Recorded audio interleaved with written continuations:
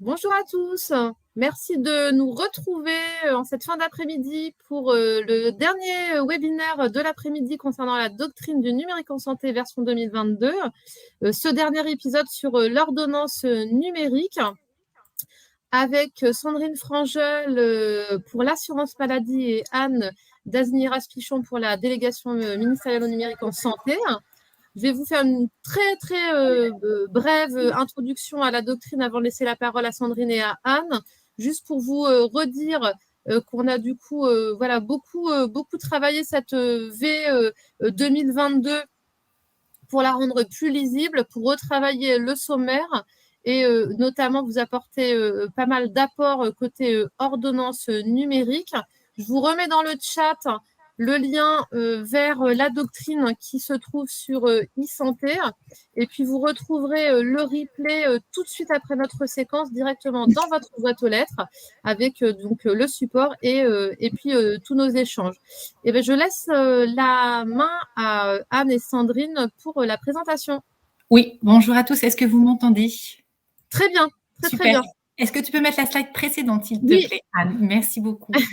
On va être à deux voix aujourd'hui. Donc, je me présente, Anne Dazny-Raspichon. Je suis à la délégation ministérielle au numérique en santé.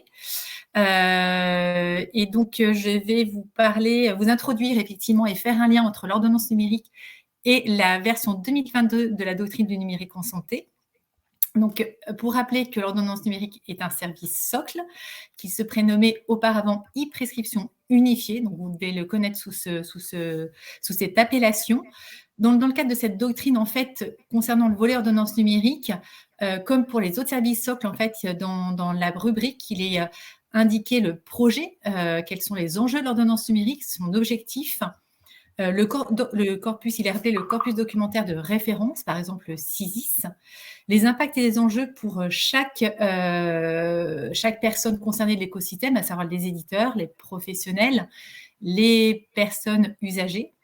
Et il est indiqué également les trajectoires à 1 an et à 5 ans.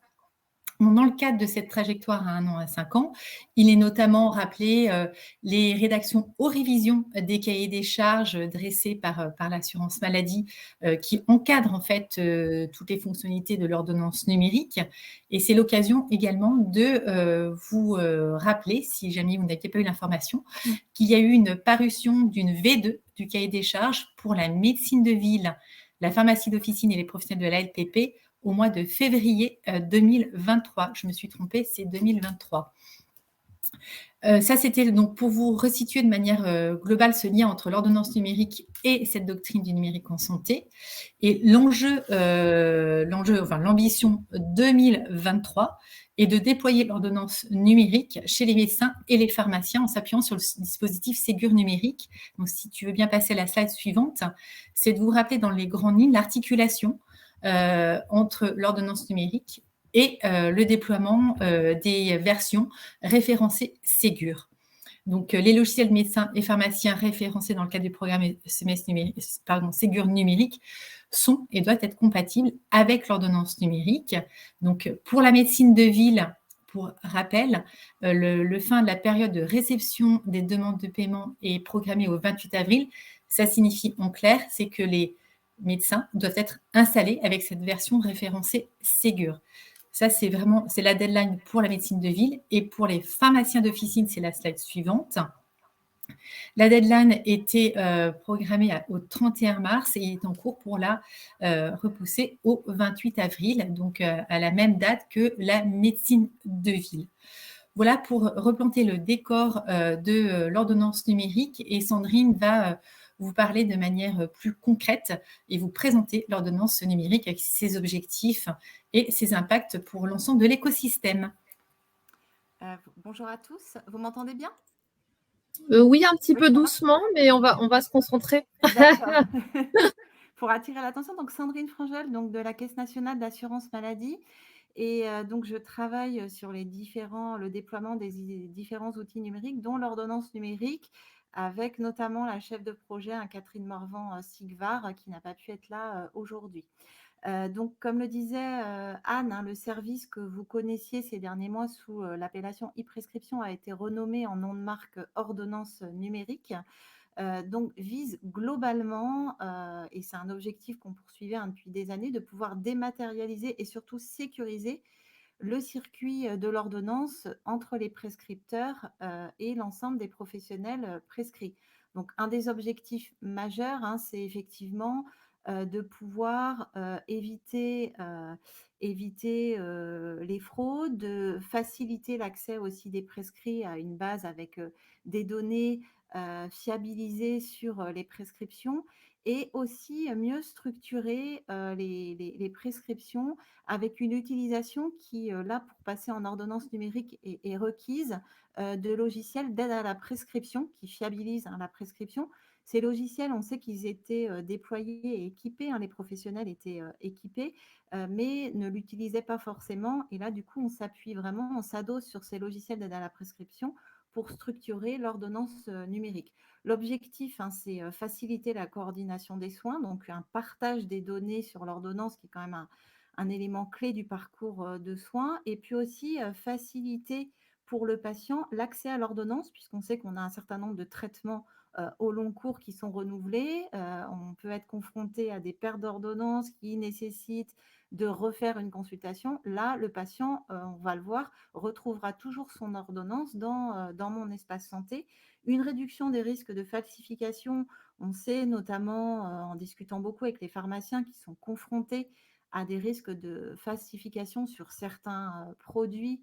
Du coup, le fait d'avoir accès aux données à une base, ils peuvent confronter le document papier ordonnance qui leur est remis et les données qui sont dans la base qui auront été alimentées par les prescripteurs. Un système fiable et restreint aux professionnels de santé. Les cartes, on doit accéder aujourd'hui avec une CPS, bientôt avec une ICPS ou en tout cas avec tout moyen d'authentification qui permettent de garantir un accès restreint aux professionnels seulement habilités à la base ordonnance numérique. Des données structurées et codifiées pour les médicaments, on est donc sur un système codifié. On n'a cependant pas voulu restreindre le déploiement de l'ordonnance numérique au champ des actes aujourd'hui structurés et codifiés. Je pense aux actes infirmiers et de massokinésithérapie, par exemple, qui aujourd'hui ne sont pas codifiés et on va pouvoir utiliser l'ordonnance numérique en texte libre en attendant d'éventuelles structurations et codifications. Mais il faut qu'un médecin qui prescrit aujourd'hui puisse prescrire à la fois les produits de santé en ordonnance numérique, mais aussi les autres actes qui ne sont pas structurés. Donc, on va le voir dans le schéma un peu après, mais on a aujourd'hui donc un QR code qui va être apposé sur l'ordonnance, qui est remis au patient et qui va comporter un identifiant unique de prescription qui pourra être lu par le prescrit et qui lui permettra d'identifier la prescription et de faire appel à la base pour récupérer les données qui auront été alimentées par le prescripteur. Pour l'instant, on va conserver un volet papier remis par le prescripteur au patient, puisque d'abord, on a un déploiement qui va se faire progressivement.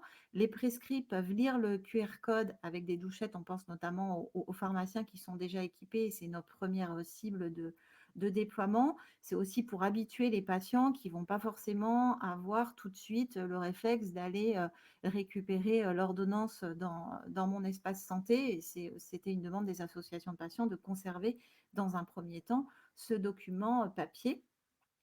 On a un envoi qui va être fait en parallèle par le scripteur de l'ordonnance numérique dans mon espace santé, donc qui va permettre du coup aux patients de la retrouver à n'importe quel moment.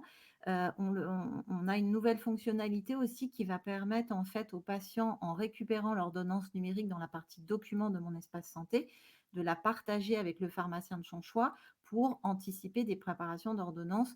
On est en train de travailler et de finaliser les choses avec les syndicats de pharmaciens pour faire ce partage facilité de l'ordonnance. Et puis, donc, on s'appuie sur une base de données hébergée en France, sécurisée, où on va stocker l'ensemble des ordonnances numériques avec tous les standards garantissant la sécurité.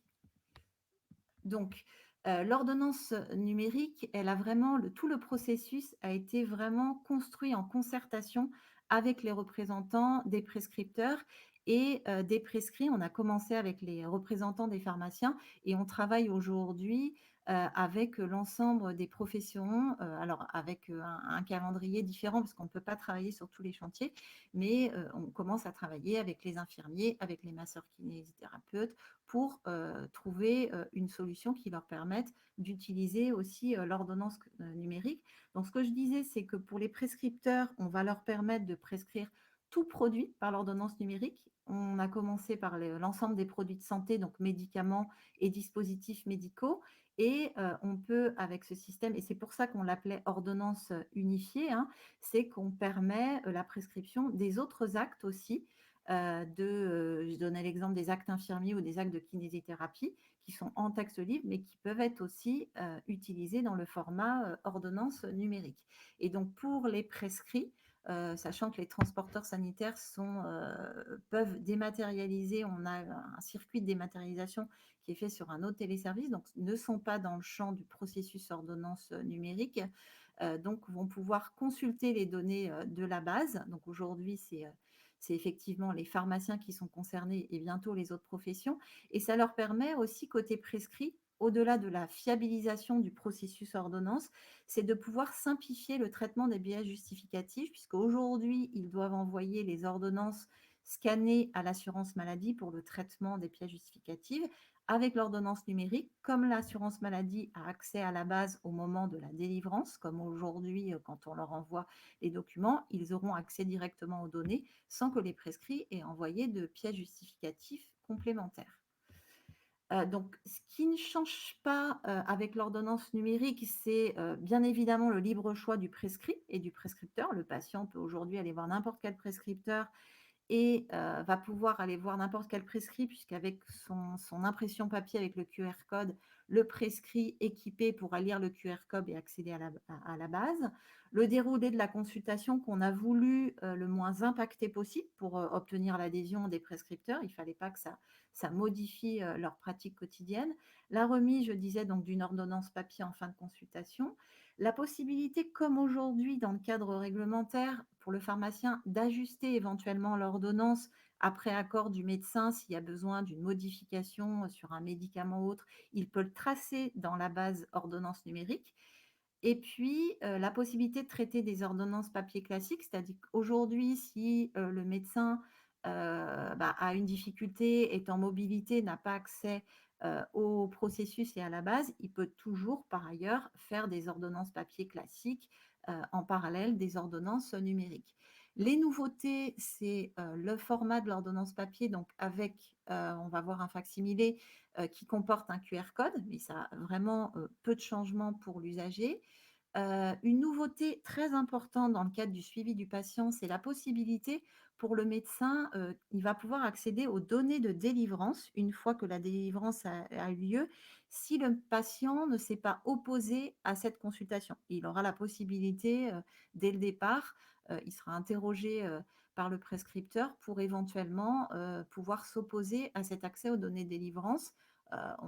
On espère que la plupart des patients comprennent l'intérêt d'avoir ce suivi par le médecin prescripteur et qu'on sera confronté à peu d'opposition. L'alimentation du DMP et donc de mon espace santé systématiquement. Donc, c'est ce qui va être vraiment un cas d'usage sur mon espace santé très important, puisqu'on sait que ce que représente le volume de prescription. Et donc, quand le processus va être mis en place de façon quasi progressivement généralisée, on aura toutes les ordonnances dans mon espace santé.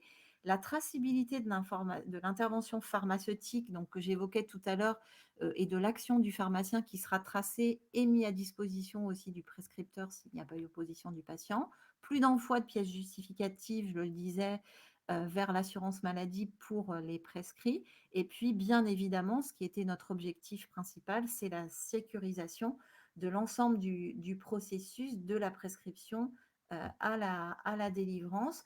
Côté patient, et c'était aussi l'objectif pour avoir une adhésion, c'est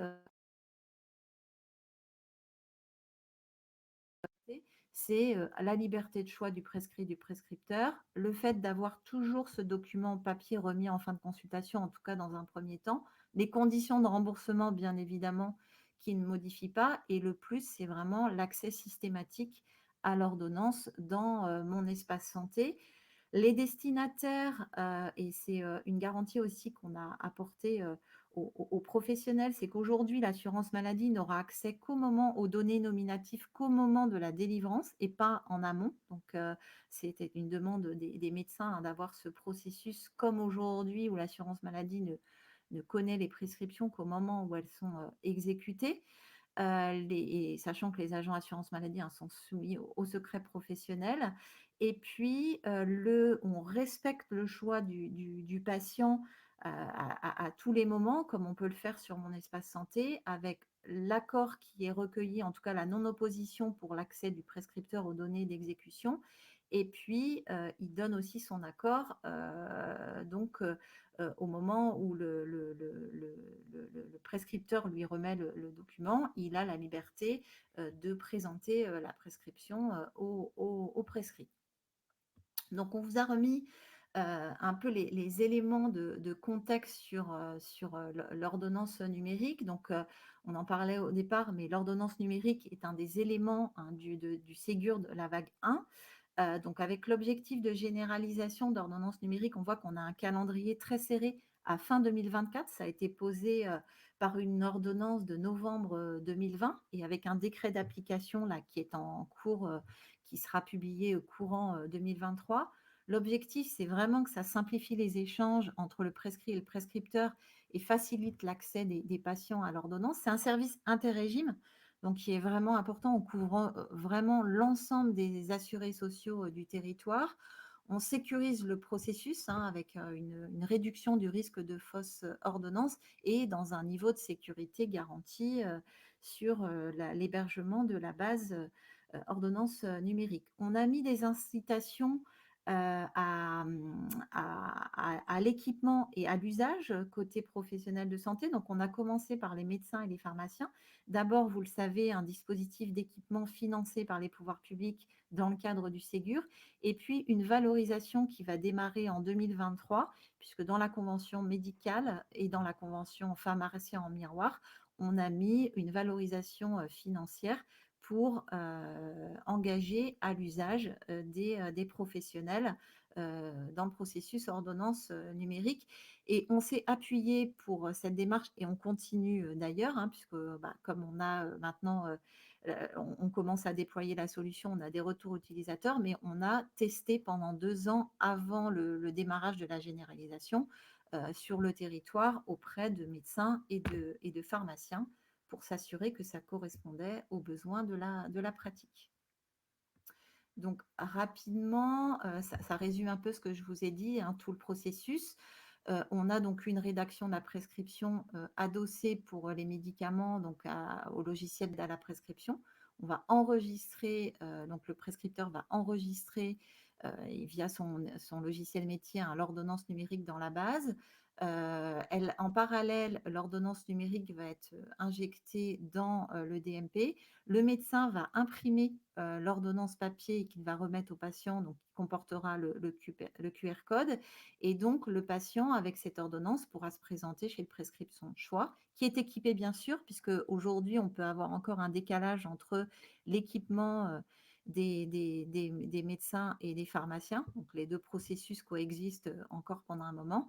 Et donc, le prescrit qui est équipé, en l'occurrence, là, aujourd'hui, les pharmaciens vont lire le QR code et pouvoir accéder aux données de la prescription dans la base e-prescription. Et comme je vous le disais, le médecin, s'il n'y a pas eu refus du patient, pourra consulter les données de délivrance. Donc, on vous a mis pour information le facsimilé, hein, d'une ordonnance remise à l'issue d'une consultation avec, vous voyez, le QR code qui permet d'identifier de façon unique la prescription. Et vous voyez, après, on retrouve finalement une prescription qui a la même physionomie que celle d'aujourd'hui, et avec la mention qui sera indiquée en clair sur le fait si oui ou non il y a eu un accord du patient sur l'accès aux données de délivrance par le prescripteur. Donc, un système de pré-série a été mis en place pour garantir en fait que, et d'ailleurs on est très content d'avoir mis en place ce système de pré-série puisqu'il nous permet de bien valider avant de donner le go à un logiciel alors qui a été référencé Ségur, mais on veut vérifier que le processus ordonnance numérique après a bien été intégré par l'éditeur. C'est quand même une démarche nouvelle. Donc, vous voyez, on se limite dans le cadre de la pré-série qu'on mène avec les éditeurs. On le mène avec quelques caisses primaires du territoire.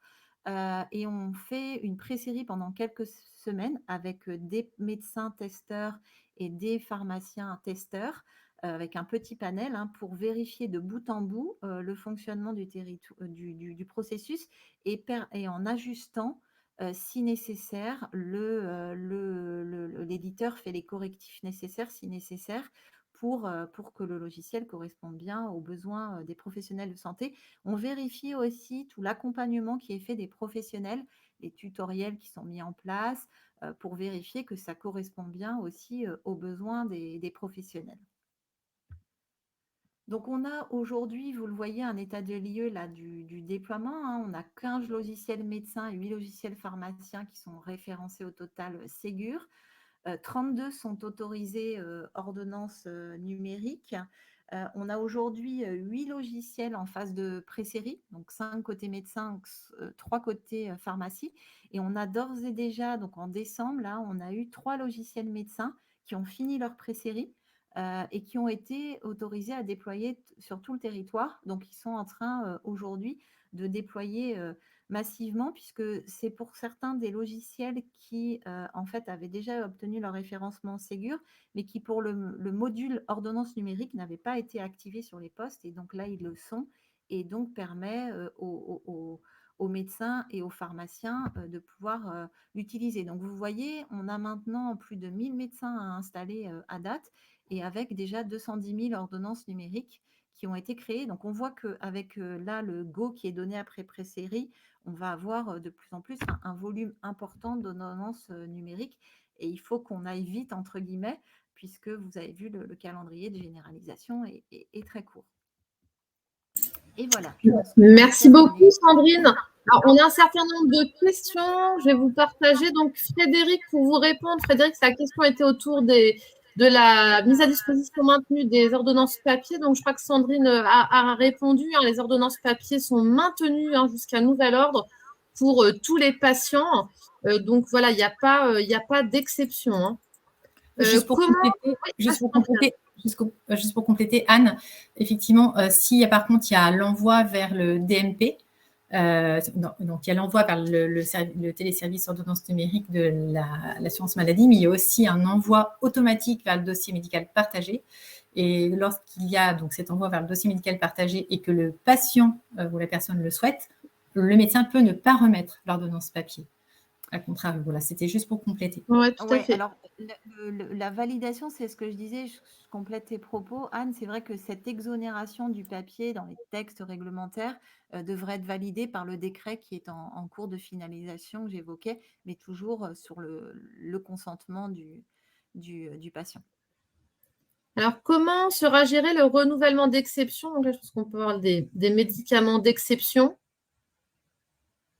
Alors, si c'est ça, les médicaments d'exception sont bien dans le champ de l'ordonnance numérique comme les médicaments stupéfiants.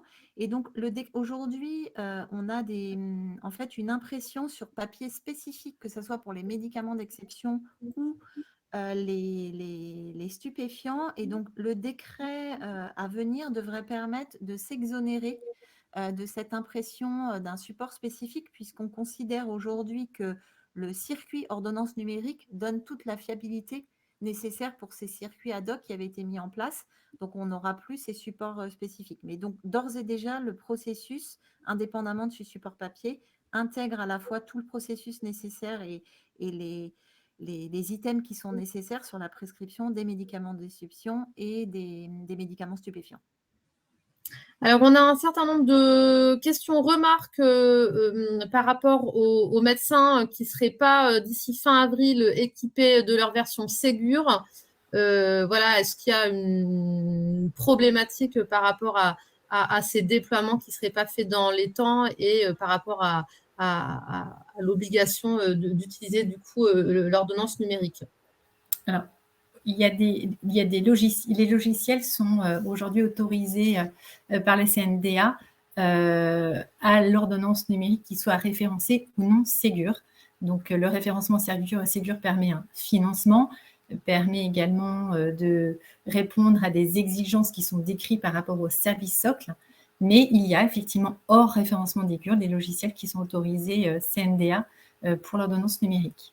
Oui, et sur le déploiement, en fait, l'obligation, aujourd'hui, on sait qu'on a un déploiement qui est quand même, on avait des éditeurs, en fait, comme le dit Anne, hein, qui avaient été autorisés ordonnance numérique, même avant toute la finalisation du procédure Ségur. C'est vrai que la plupart des éditeurs, finalement, ont groupé à la fois leur implémentation du module ordonnance numérique et du Ségur. Là, on est sur un déploiement progressif, c'est-à-dire que bien évidemment qu'on est dépendant quand même du calendrier Ségur et que bon là on voit qu'il y a des discussions sur ce déploiement Ségur. Nous on en tient compte sur notre déploiement ordonnance numérique, sachant que l'obligation, hein, encore une fois, elle est à fin 2024 et que là, on accompagne les professionnels, mais et de toute façon, on sait qu'on a un petit delta entre le moment où le professionnel est équipé Ségur, donc est-ce que le calendrier de fin avril sera complètement respecté, on le verra prochainement. Mais ensuite, il y a de toute façon ce système de pré-série qui nécessite encore un petit peu plus de points sur le déploiement.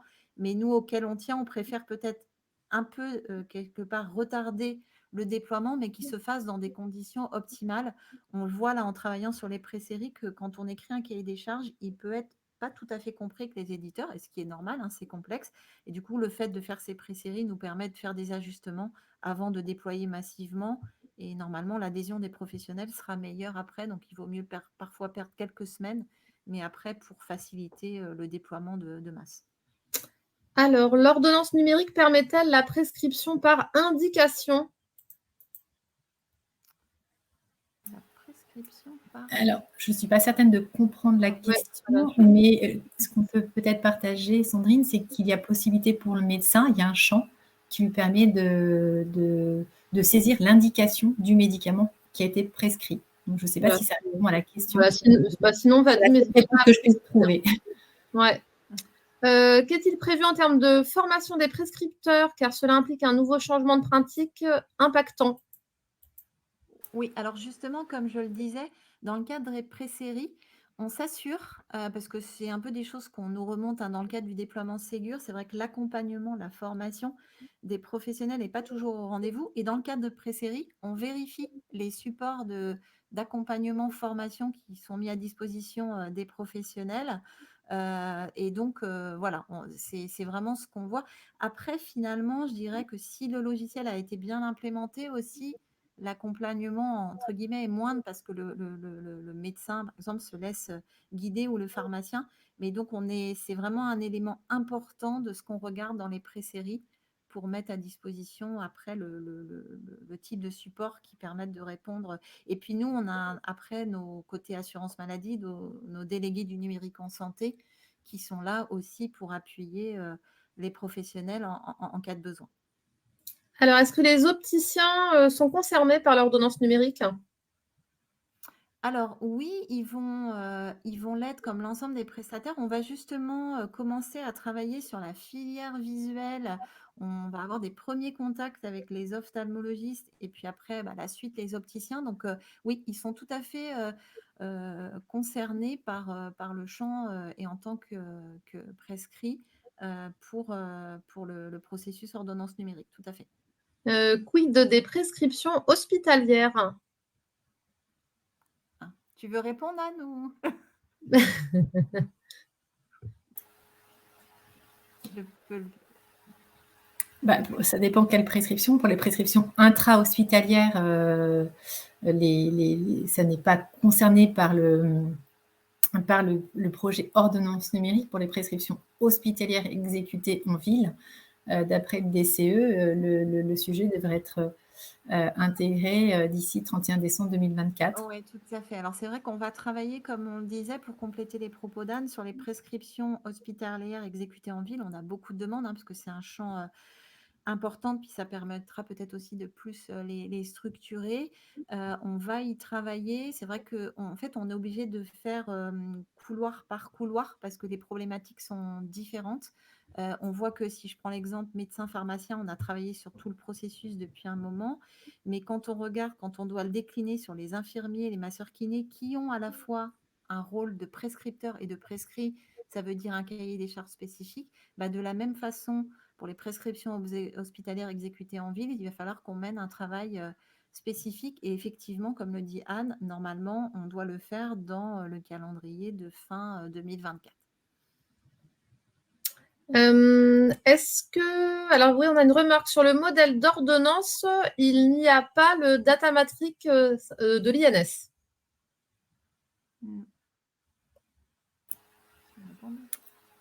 Oui, le data matrix, c'est le data matrix de l'ordonnance numérique. C'est le QR code unique de l'ordonnance numérique qui apparaît sur la prescription.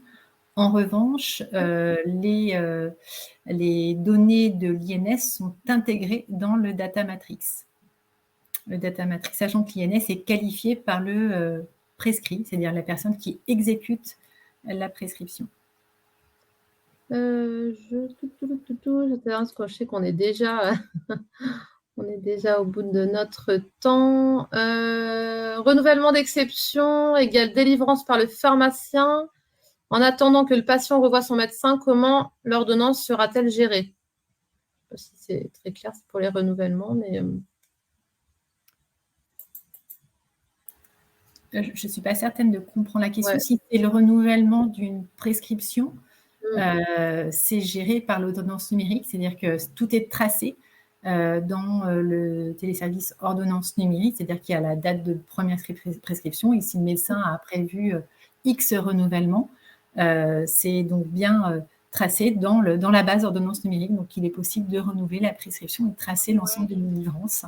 Voilà, et je pense que là, c'est peut-être le cas où on est allé au-delà du nombre de renouvellements possibles. Ça voudrait dire que le pharmacien va un petit peu au-delà. Alors, je ne sais pas s'il demande l'accord du médecin dans votre exemple, mais il pourrait le renseigner en tant que commentaire, sachant que ce commentaire, comme on l'a vu, s'il n'y a pas eu opposition du patient, pourrait être mis à disposition du prescripteur qui pourrait savoir qu'il y a eu un renouvellement exceptionnel, c'est ça, donc c'est ça, supplémentaire par rapport. Oui, si c'est renouvellement exceptionnel, j'étais sur le médicament éventuellement d'exception, ou le renouvellement exceptionnel d'une boîte supplémentaire est possible. Ouais. Ouais. Parfait. Bah, écoutez, merci. On a répondu à toutes les questions. Je crois qu'il y a une première question qui concernait la médecine de ville. Si c'est intégré, les centres de santé sexuelle et oui, c'est passé dans l'autre onglet. Ouais. Ça marche. Oui, c'est ça. Qu'en est-il pour les médecins exerçant en établissement de santé? Notamment, non, c'est pas la même. C'était la première question.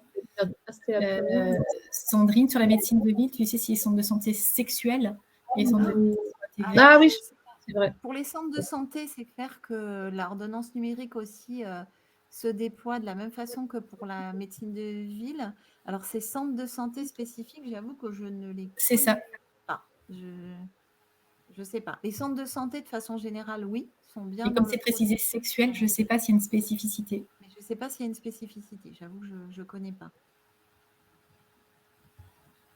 Et les PMI, pareil?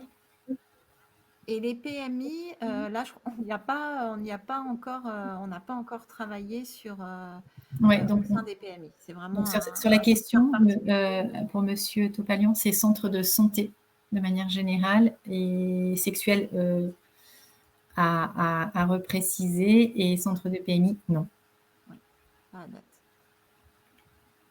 Y a-t-il d'autres questions auxquelles on n'aurait pas répondu?